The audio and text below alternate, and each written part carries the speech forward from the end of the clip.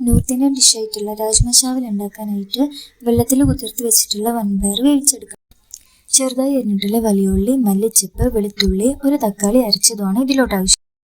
ഇനി ഒരു പാൻ എടുത്ത് കുറച്ച് നെയ്യും കുറച്ച് സൺഫ്ലവർ ഓയിലും കൂടെ ഒഴിച്ച് ചൂടായതിനു ശേഷം ഗ്രാമ്പു, ഏലക്ക, ബേ ലീഫ്, പട്ട, പിന്നെ കുറച്ച് ചെറിയ ജീരകം കൂടെ ഇട്ടുകൊടുത്ത് അതൊന്ന് ചൂടാക്കിയെടുക്കണം. ഇനി വെളുത്തുള്ളി അരിഞ്ഞതും കൂടെ ചേർത്ത് ഒന്ന് മൂപ്പിച്ചെടുക്കാം. അതിനുശേഷം നമ്മൾ അരിഞ്ഞു വെച്ചിട്ടുള്ള വലിയ ഉള്ളിയും കൂടെ ചേർത്ത് അത് നന്നായിട്ടൊന്ന് വേവിച്ചെടുക്കാം. അതൊന്ന് വെന്ത് വന്നതിന് ശേഷം ആവശ്യത്തിന് ഉപ്പ്, മഞ്ഞൾപ്പൊടി, ഗരം മസാല, മുളക് പൊടി, പിന്നെ കുറച്ച് കായ്പ്പൊടിയും കൂടെ ചേർത്ത് മിക്സ് ചെയ്തെടുക്കാം. ഇനി നമുക്കിതിലോട്ട് അരച്ചു വെച്ചിട്ടുള്ള തക്കാളിയും കൂടെ ചേർത്ത് അതൊന്ന് വേവിച്ചെടുക്കാം.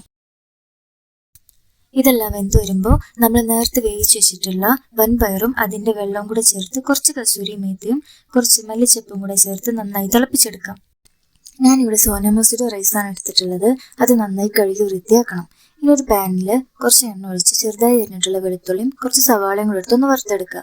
ഇനി അതിലോട്ട് കഴുകി വെച്ചിട്ടുള്ള റൈസ് ഇട്ട് അതൊന്ന് നന്നായിട്ടൊന്ന് വറുത്തെടുക്കണം. അതിനുശേഷം തിളപ്പിച്ച വെള്ളം ഒഴിച്ച് ആവശ്യത്തിന് ഉപ്പും കുറച്ച് ഓയിലും കൂടെ ചേർത്ത് വേവിച്ചെടുക്കാം.